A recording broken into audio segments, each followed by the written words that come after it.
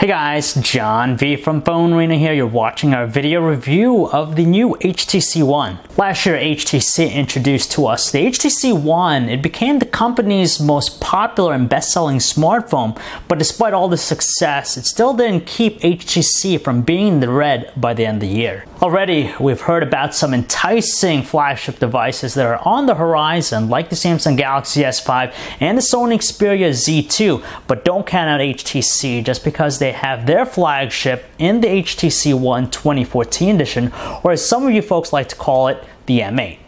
If there's one thing that HTC is good at doing, it's making some really stunning looking phones, and the HTC One M8 is no exception.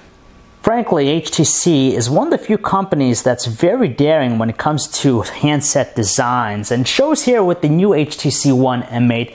It really captures your eyes with its all-metal body. It's the same aluminum chassis from before, but HTC says that there's even more metal than ever before. It's now 90% metal in comparison to 70% with last year's model. We can tell you that it's sporting more metal than before, just because with last year's unit they had those plastic sidings, but this time the metal extends from edge to edge, so it has a more seamless look to it, cleaner at the same time, and just translates into one gorgeous looking smartphone. Not only does the brushed aluminum casing of the HTC One give it a premium finish, but it also gives it a very sturdy construction as well. Just as before, there's a subtle curve with the rear casing of the handset, giving it a very natural ergonomic feel in the hand. With the premium choice materials, it does contribute in giving it a heavier weight in the hand, but it just warrants a very sturdy build quality. Just like before, it features the signature dual front-firing speakers with HTC boom sound. Naturally, we're thankful to find that the HTC One now features a micro SD card slot to increase its storage capacity on the left edge of the phone, but accessing it is still a little bit of an inconvenience just because we got to use the pinhole size adapter to gain access to it. Towards the right edge of the phone, we have the volume controls. It's nice that it's raised and has better feedback than before, and we have a nano SIM slot next to it.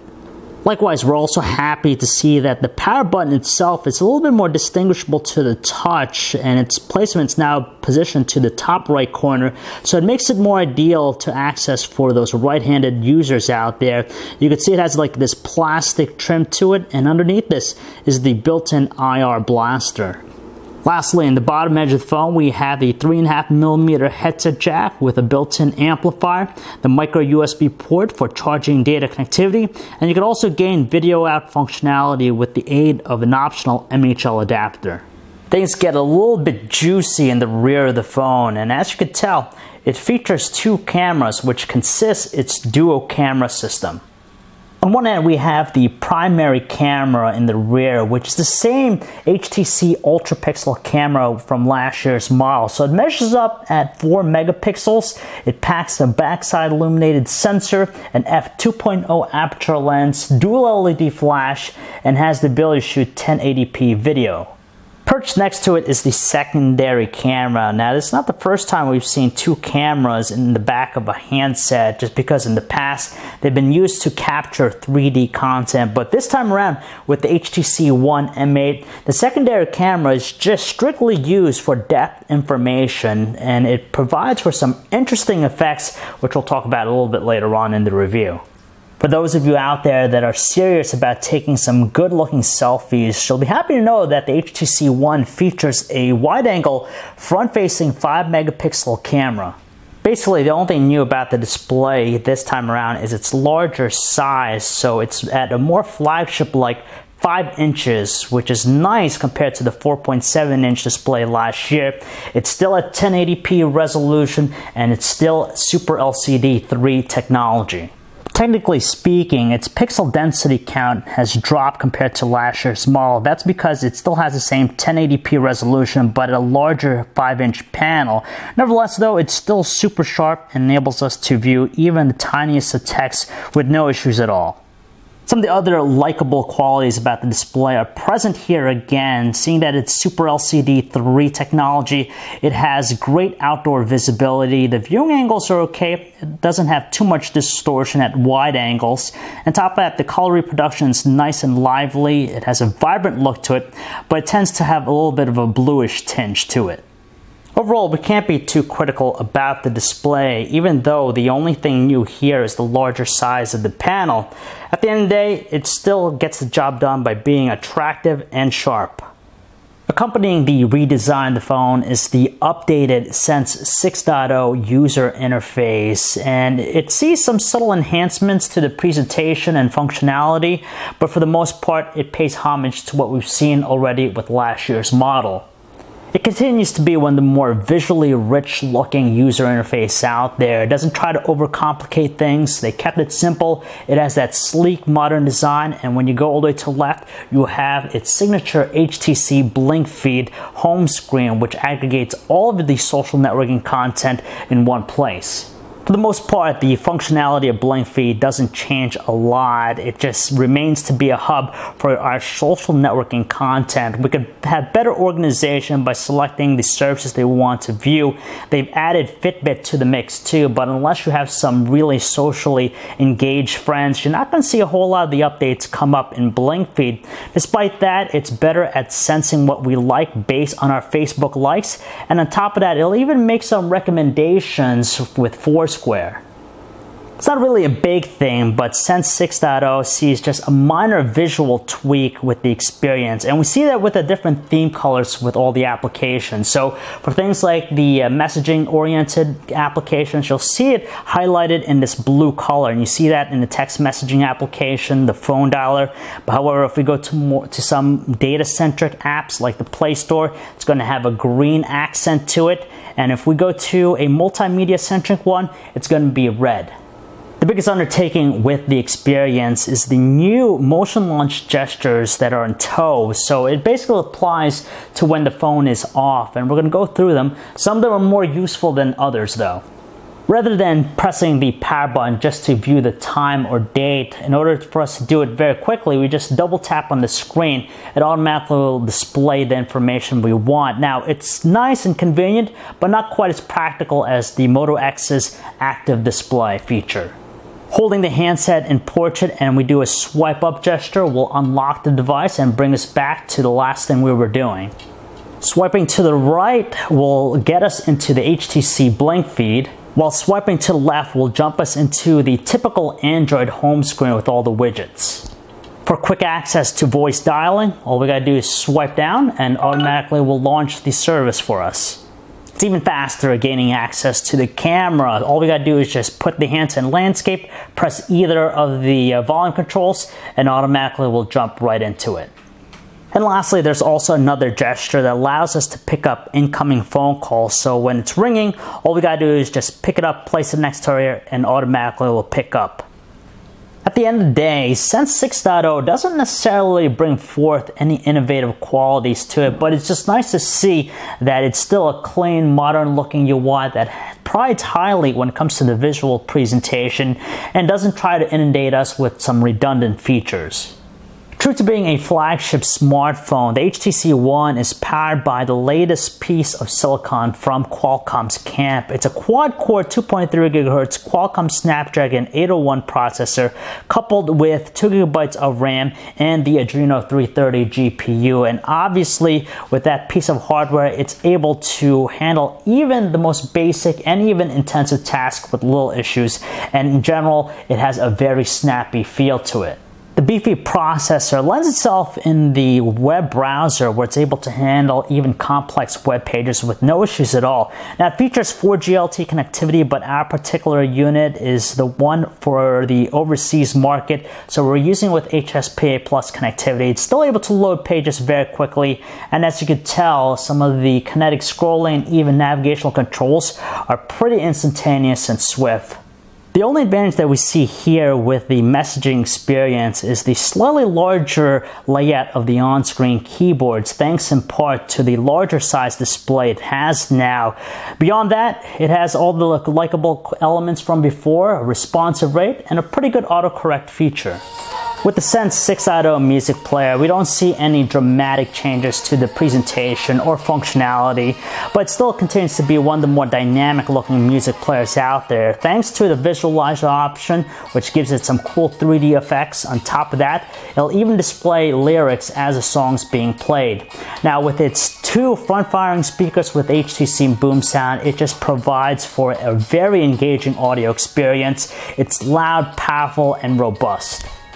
Here's the updated camera UI. It's just nice that HTC has decided to separate the video and still image capture settings, just because with last year's unit, they actually combined everything into one menu-driven system, which made it a little bit confusing finding particular settings.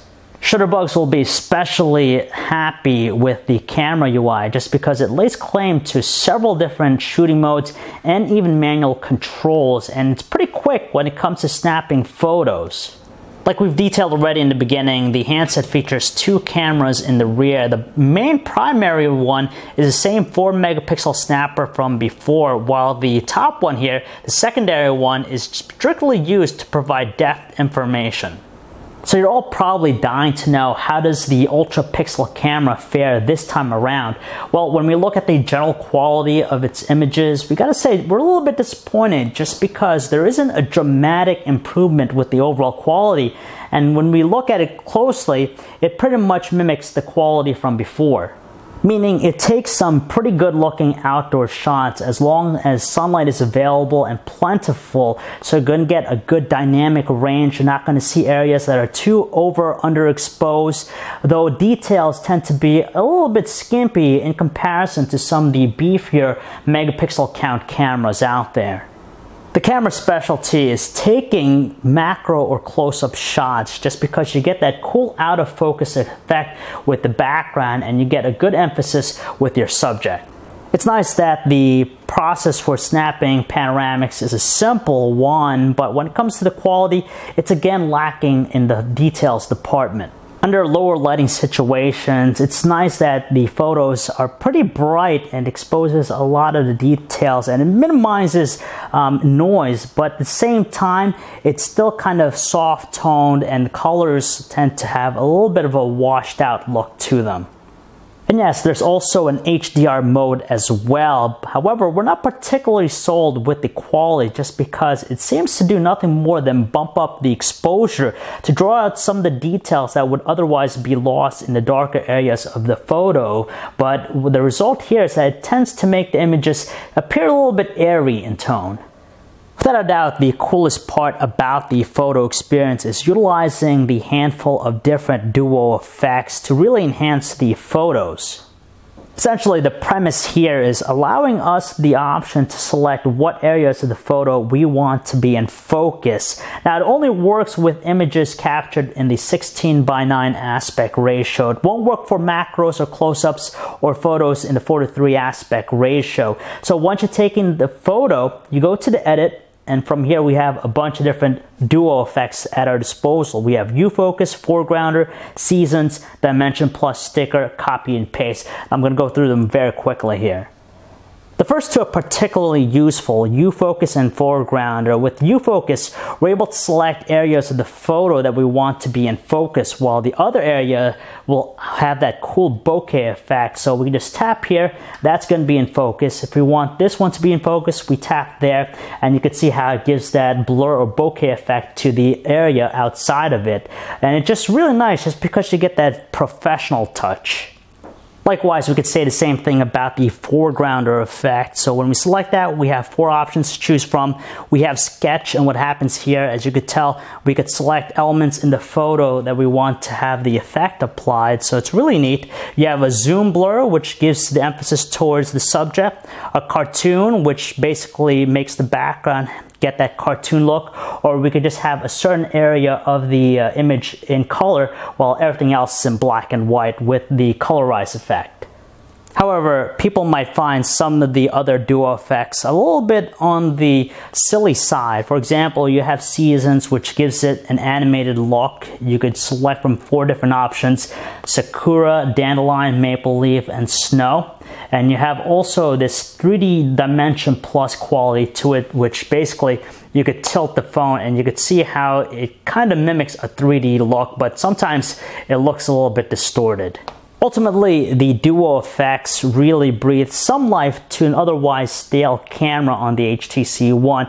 The features are cool, and it's just nice that we get these professional-like quality right on the handset. But then again, it's not something necessarily new, just because on other handsets and even third-party applications, we can achieve the same process as well.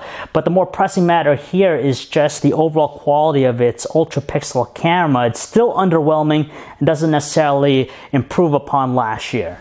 1080p's turn out okay as long as you have a good amount of lighting, just because under lower lighting situations we see details becoming a little bit softer in tone and the frame rate drops a little bit. But outdoors, where there's plenty of sun, you can get some pleasant looking videos. We do notice that the continuous autofocus is just a little bit jumpy and sensitive. It's just constantly adjusting on the fly, and every now and then you might see it out of focus. Color quality is outstanding with the HTC One, thanks in part to its commanding speakers. The earpiece provides enough volume, even in noisy environments, to make out the clear voices coming out through it. And the same thing we could say about using the speakerphone. On the other end line, our callers had no issues whatsoever too. Even with wind coming in, it's able to cancel it out, so our callers are greeted with nothing but clear and distinctive voices. Battery life is pretty darn good here with its 2600 milliamp hour battery. In fact, with our battery benchmark test, it achieved a rating of 7 hours and 15 minutes from a full charge, which is pretty impressive to say the least, easily beating out some of the other handsets we've checked out in the past. When it comes to everyday operation, it's more than equipped to handle an easy, solid 1 day of heavy usage.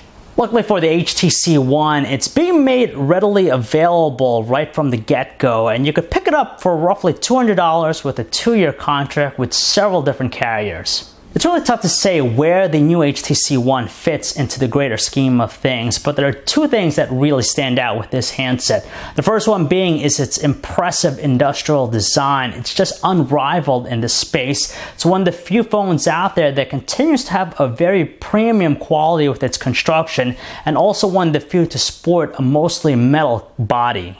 Secondly, there's the duo camera in the phone. That's the second camera in the back here. It's not something we traditionally find in smartphones, but it does deliver some really cool effects after we snap our photos. But when we look at the overall quality of the ultra pixel camera, it still kind of pales in comparison to its rivals and doesn't really improve upon the quality from last year's camera. At the end of the day, the HTC One just doesn't have enough of the dramatic improvements to steer it ahead of the class.